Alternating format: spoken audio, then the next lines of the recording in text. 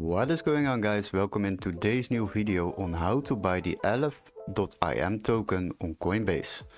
So for the first step you will need a Coinbase account. If you don't have one yet, then use the link in the description to sign up for Coinbase and get 10 euros of Bitcoin for free. For the next step, once you have created the account, you can simply log into your account and you will arrive at this home page.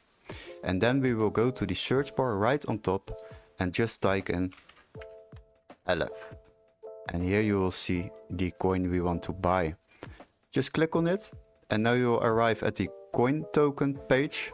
And for the next step we would like to buy this coin. So we will type in the amount of fiat we want to use for this purchase. And after that you can select your payment method. So I want to leave this on my credit card, but if you would like to use a different payment method, just click on it and add it to your payment list.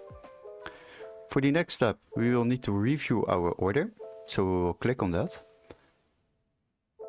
And here you will see we were paying a transaction fee on this order.